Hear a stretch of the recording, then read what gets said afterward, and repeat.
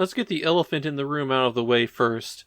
Just like the original Kujaku game on the Famicom, I had to cover up part of the box on this one to stay on the family-friendly side of YouTube.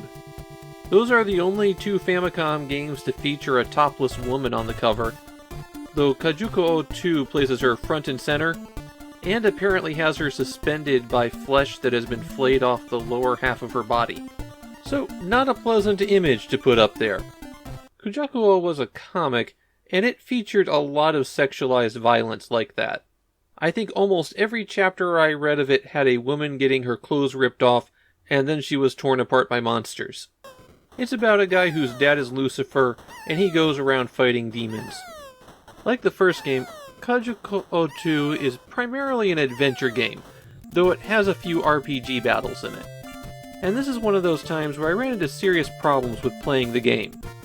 I only have about an hour to record game footage with, and so with adventure games I follow a walkthrough or a video playthrough, something so that I'm not fumbling around forever or constantly reference a dictionary so I can understand where to go next.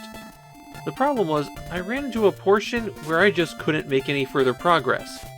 I followed 2 different walkthroughs, followed along with a video, but some flag just wasn't getting tripped.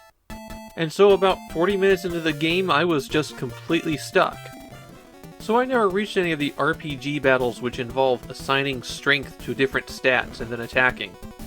The story for at least Act 1 of this game is that the demons have decided to resurrect Oda Nobunaga, the 16th century warlord who's the eternal villain of Japanese media because he brought guns to sword fights. So for the first part of the game, as Nobunaga's spirit roams free, you're trying to put him back in his grave. Kujaku II uses an icon interface for its commands, and most of them are self-explanatory. The little figure of a person is so that you can consult with your allies. The hands at the bottom left are to cast your spells, something that's always available to you.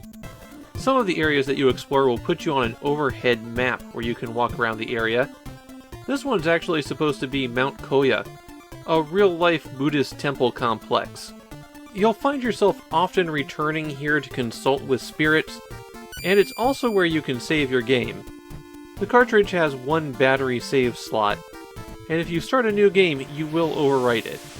This is one of those adventure games where you have to go in circles a lot and repeat the same actions over and over and over again. Which is probably how I got stuck, though I backtracked as far as I was able to and I couldn't get anything to trigger. This is the first Famicom game by developer Allier Double, though they did have a couple of disk system games before this. They're going to develop several games that are real hidden gems on the Super Famicom, and then vanishing altogether in the early 2000s. As I mentioned, I didn't make a whole lot of progress in this game, but what I could play was extremely barren, even for an adventure game. Very few characters to interact with, and most of them were identical-looking ghosts. Almost no locations, nothing to interact with or look at those locations. I'd go someplace, talk to one of my allies for a moment, and then go to the next spot, and basically walk in a circle like that. This is another game that doesn't seem to have a lot of following in Japan, and it doesn't help that it shares the exact same title with a more popular action game on the Mega Drive. I don't see this one improving if I had gotten further and reached the first-person mazes, or the kind of clunky combat system.